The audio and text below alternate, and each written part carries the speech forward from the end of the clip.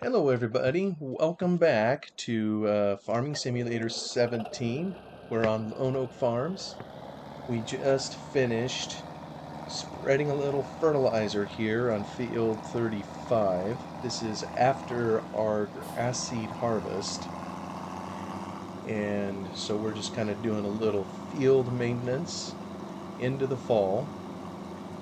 And kind of like I explained on the last video, we're gonna notice as we head into the fall that the grass is gonna begin growing just like it is around the edges of the field here, and it's gonna have the appearance that uh, maybe we could harvest it again. Unfortunately, much as some of these farmers in the hills would like maybe such a thing, it wouldn't happen in real life. So we won't do it in game here either. Would be tempting maybe to pull a hay crop off of there, but that wouldn't really be done in real life either. Once it's baled up, uh, it pretty well sits dormant. They do a little bit on the fields in the fall. Fertilizer, I think there's some spray that they do. After the baling happens and all the straw is taken off of the field, I think they do come through. Obviously, before they would be spreading fertilizer like this, they would come through and they also take an additional step of mowing the field. I'm not 100% sure why that is done. The only thing I can figure is, you know, the when the grass is cut for harvest, grass seed, kind of like I've explained earlier, the windrowers come through and the windrowers do a fair job of cutting it off, at least for purposes of the grass seed harvest.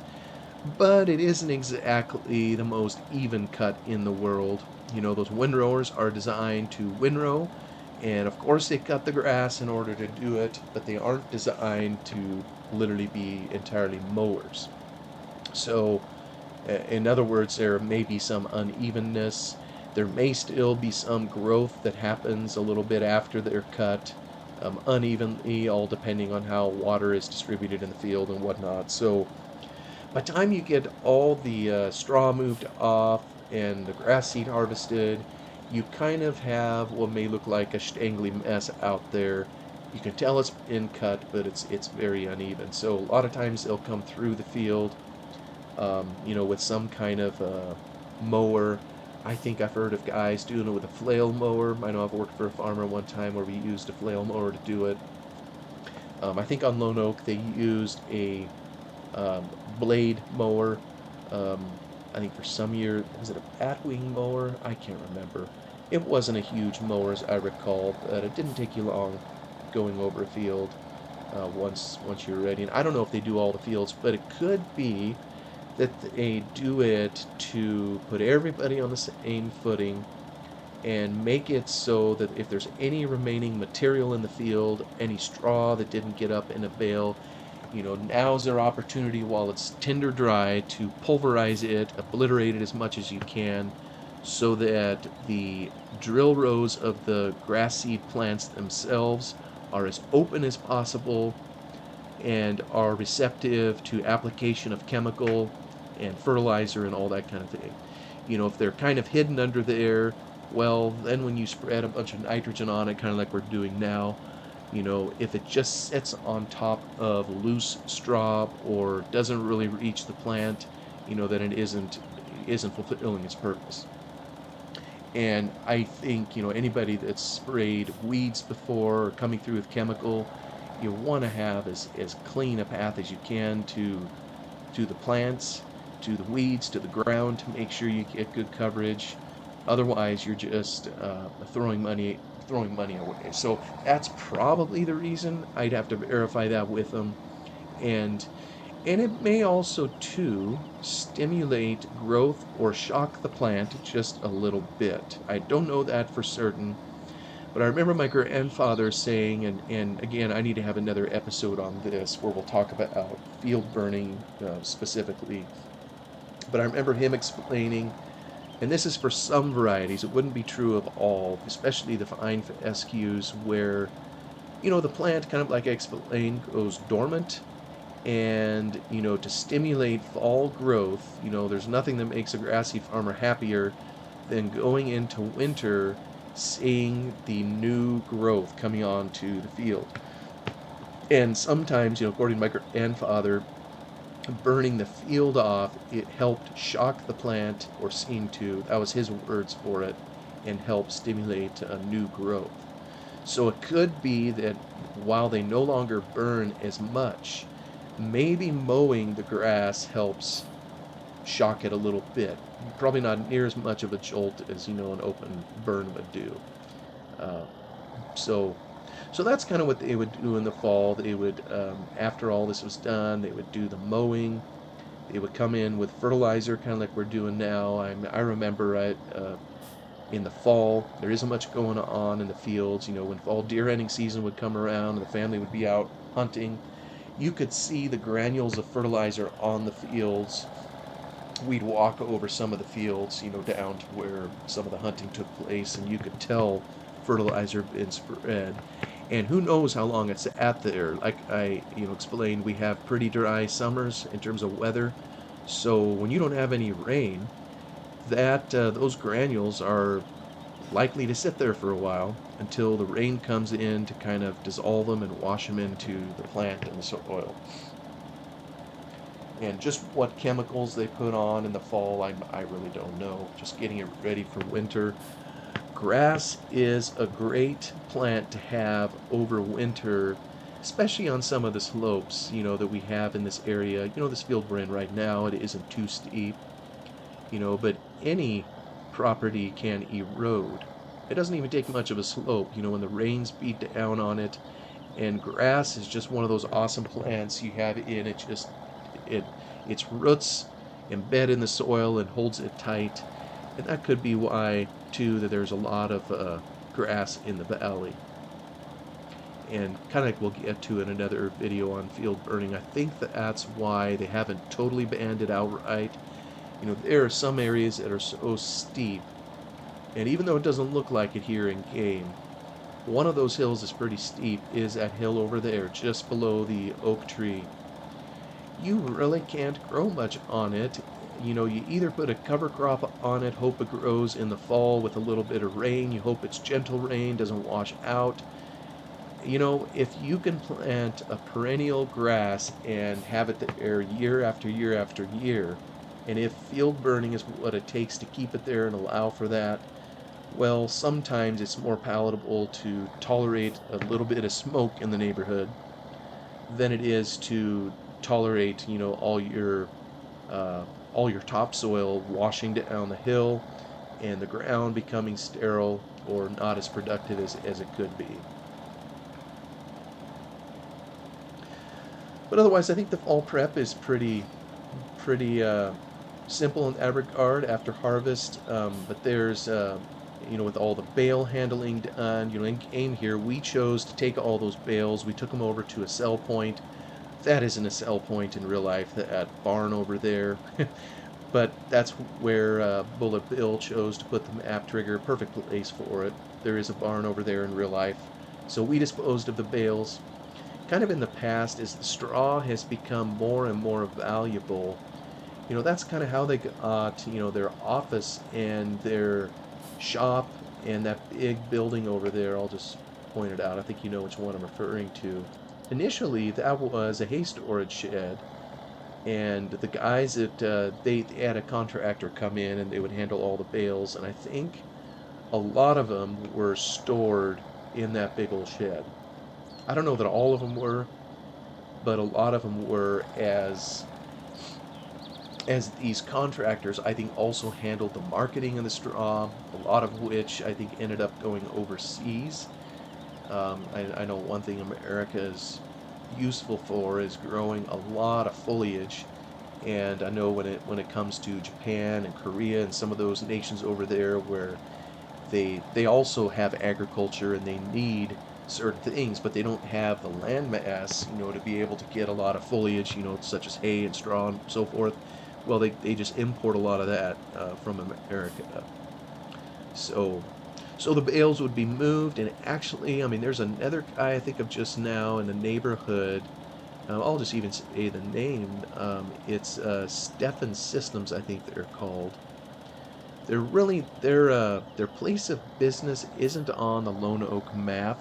If I just pulled this up, this is Sunnyview. Their place of business is, oh, I can't. My mouse is going to go off the screen. Of course, I can't take it. It's this way, several miles further down in the valley. Maybe some here have heard of them. I think he was a farmer and he started developing his own haying equipment, particularly for small bales. I was just looking at his website not that long ago, a little bit earlier today, and I think he was the same vintage as my grandfather growing up. I think his family's taken over the business.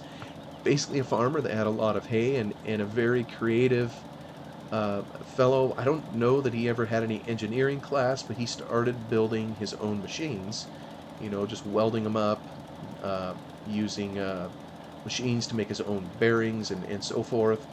And there's a lot of his machines have been sold, I don't know how far and wide, I think around the country, a number of places, to work with these big bales. And at some point, they got this, or maybe they made this huge bale press. And, we see these hay bales in the field and we think they're packed pretty tight, coming just off a baler. But trust me, those can be packed way tighter if you have the right equipment. And so I think what would happen is a lot of these farmers, maybe even some of Lone Oak's bales, for all I know, would go to a place like Stefan Systems, and all the bales that they took out of these fields would be compacted even tighter. And so if you had just to make them more dense, because cargo space is precious, all of this would, in order to reach, South Korea or Japan, it obviously has to hop on a boat. So they're in there, these containers and whatnot. They don't just stack the bales on there. So to try to minimize space as much as they can, they would compact them even tighter. I maybe have a picture somewhere of a press like this. And like I say, I'm not certain that Lone Oak's bales ended up there. Maybe they did, maybe they didn't. But one mod, that might be fun to add, kind of going back to field maintenance. I got the corners of the field, the windrow mist, courtesy of Courseplay, um, and the grass is going to regrow. Maybe something I could do is find a simple mower.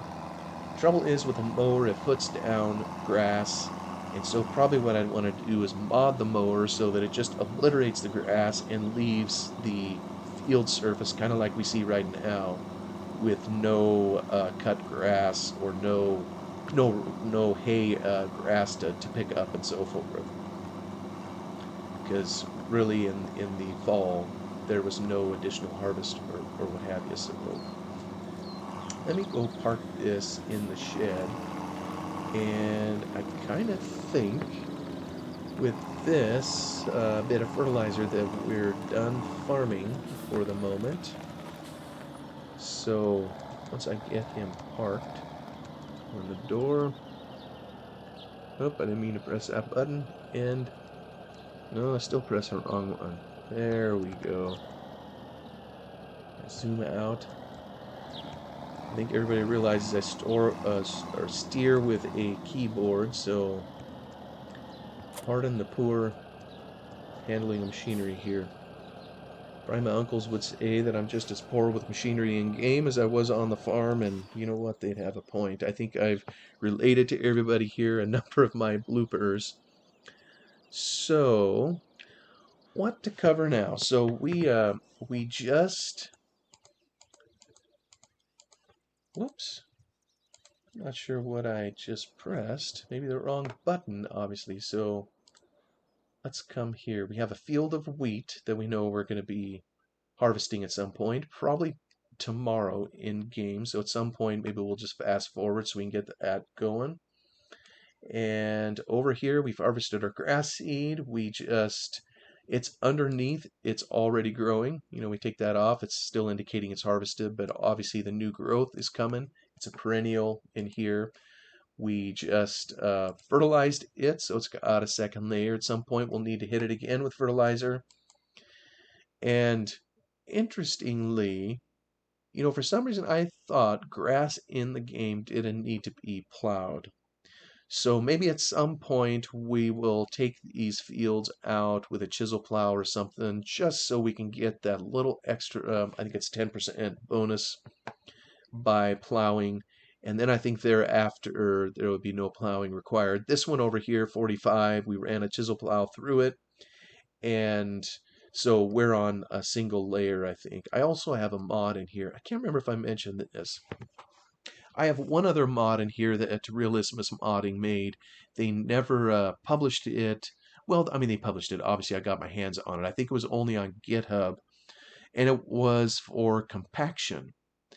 And, I've tweaked it a little bit, but I think basically it's working. When you drive over it uh, with a certain weight, if your tires are of a certain pressure or not, it will show tire marks coming across his field. So in some ways, I'm kind of surprised that I don't see any tire marks here. It did, with the planting, show that we have one layer of compaction.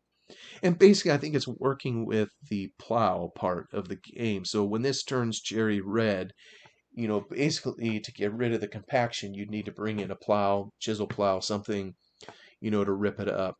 So I kind of added it to the game just for some extra fun. It reminds me that I probably should check the tire pressure of my equipment in game. I haven't done that. So I don't know if when I harvest it, we're going to start seeing tire tracks in here. I don't even know, like in terms of repair, I probably need to install, you know what, let me do that right now. Isn't there a repair placeable? Yeah, vehicle workshop. Okay, 28 grand. Let me see here. I don't know if this is flat enough to put here. Maybe it is. Let me see if I can turn the thing. Aha, I can.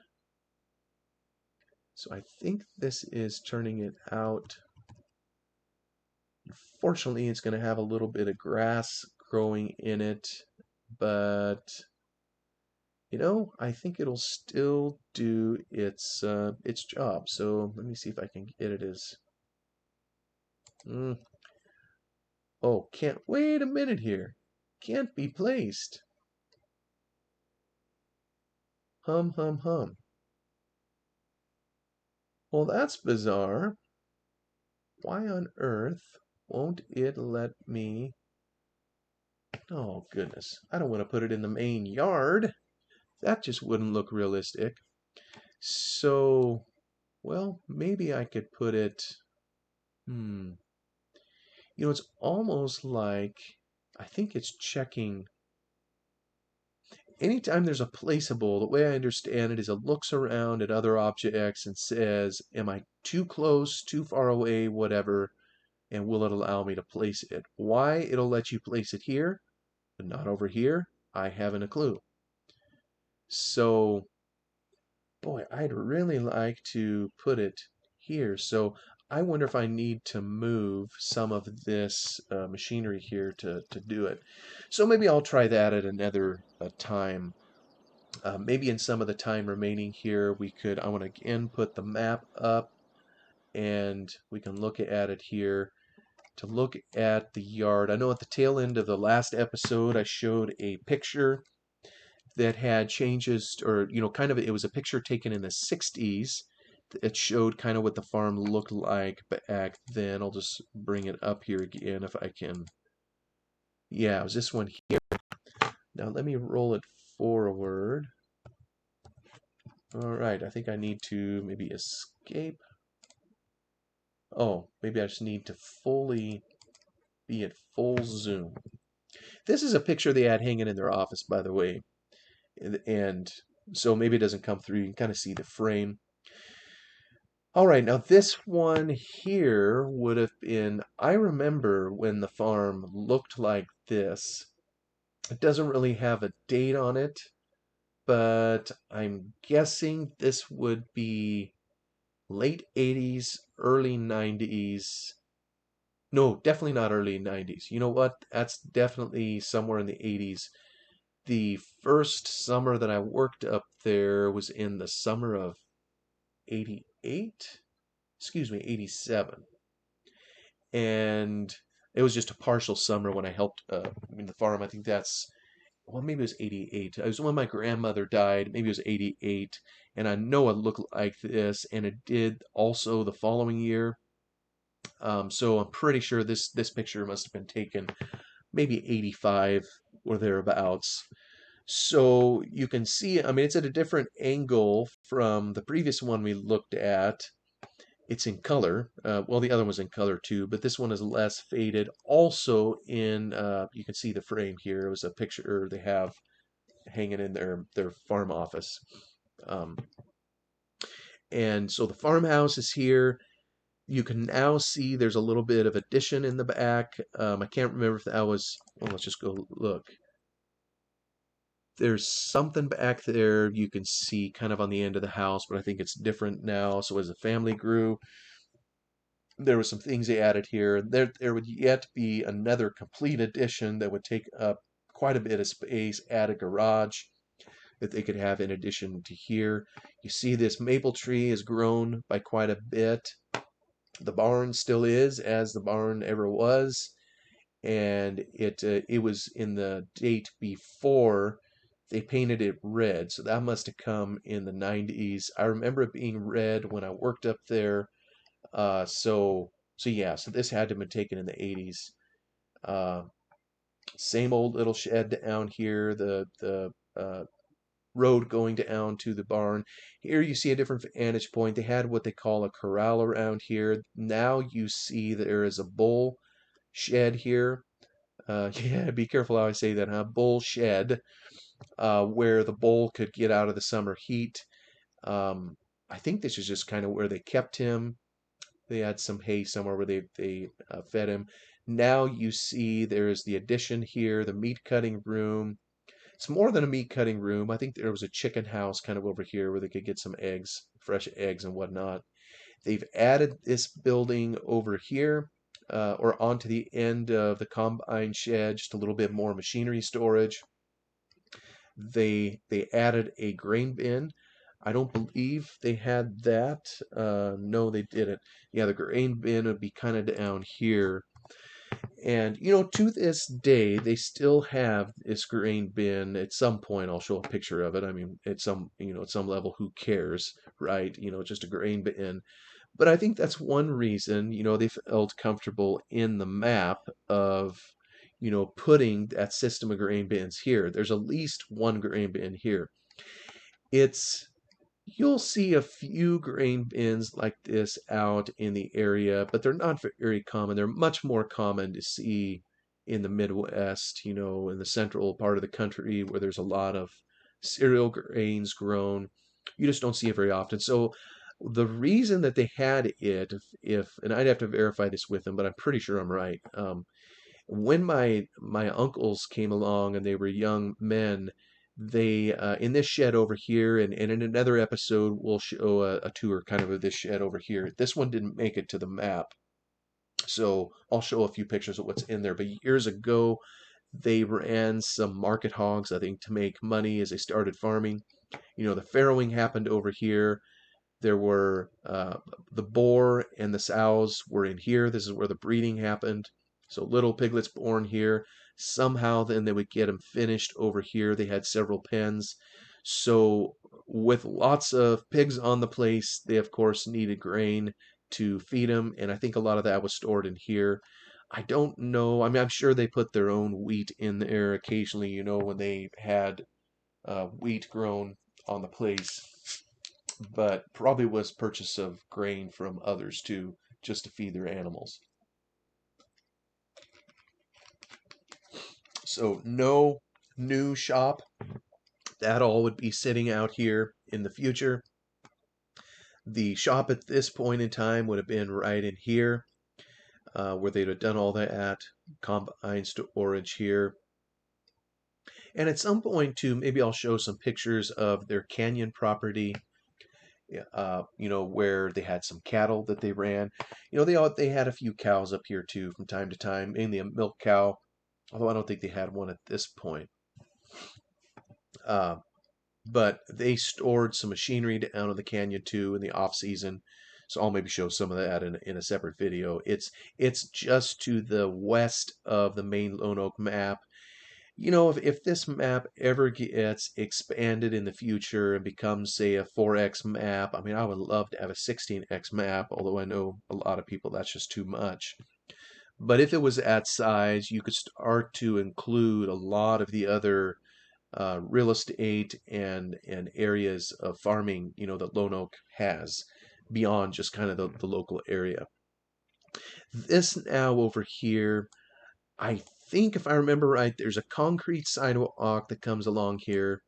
I think it's still there to this day, and I think at the end here there's a date, and I think it's 1980.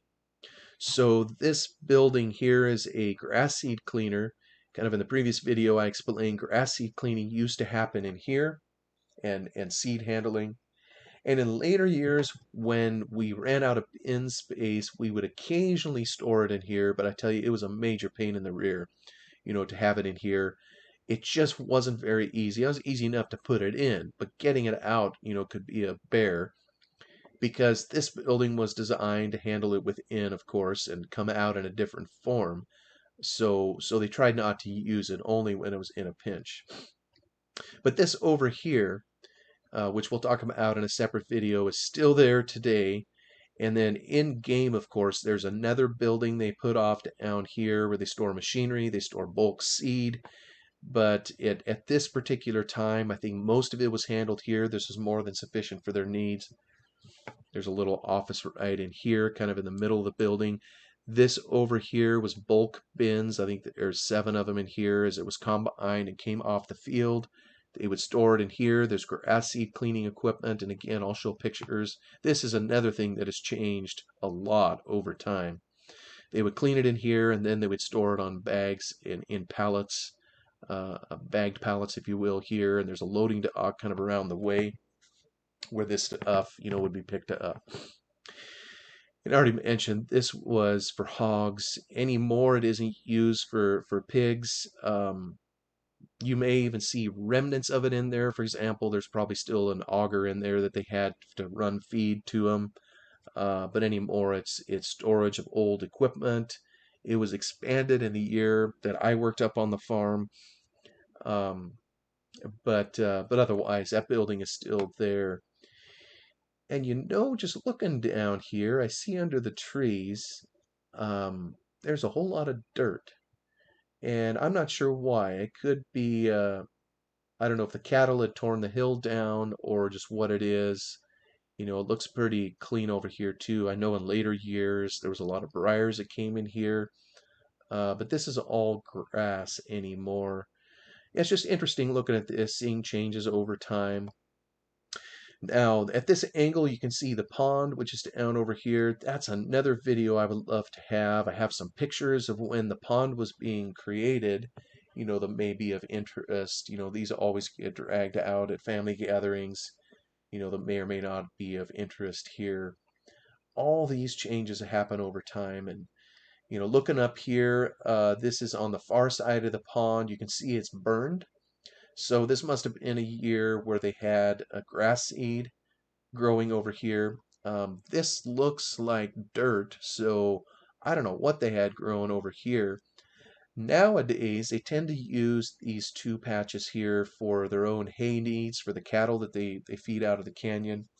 And so, but I tell you, I mean, I've seen grass seed over here, I've seen oats in here, I've seen wheat in here before, so it all just kind of depended on the needs of the farm at any particular point in time. This is much more grown up now than it was at time. And actually, oh, you know what? I'm mistaken. I don't think this is their property down here. This may be looking a little bit further forward. So, so yeah, maybe their property comes up to here. Well, I kind of get maybe it's up to here. I don't know. Who knows what was going on at the time this picture was taken? It just is what it is. I don't claim to have perfect knowledge. Um, yeah. And you know what? Here's something else I'm seeing.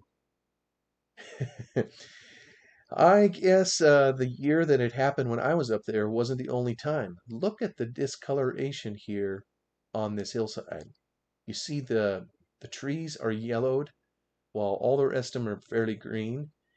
I wonder if this, when they burned it, that the fire kept on going up the hill. You know, it's really steep in here, would have been grassy like you can see. And then up top, there's another grass seed field. And I know this happened to us back in the day in this exact same field, although it was in a different area, it's more south, where we thought the fire was out and we went to work in another field and were called back on the double because the fire, there was some smoldering little bit that managed to find something to burn and it started all up over again and was kind of a disaster. And just looking at this now, and you can see all these tire tracks, you know, you wonder if there was, if it did something similar. They may have left, then came back later, streaming up the hill to go address a problem. Don't know what they were able to do because, like I say, this is very steep in here. Probably so steep you wouldn't even take a tractor up it. So there must have had to go clear around to attack it from the top as well, I imagine. Well, I think I am over my 30 minutes already, so I think we'll terminate the episode here. Thank you so much for taking time to watch this. Have a wonderful day, whatever you're doing, and I will see you on the next one. Goodbye for now.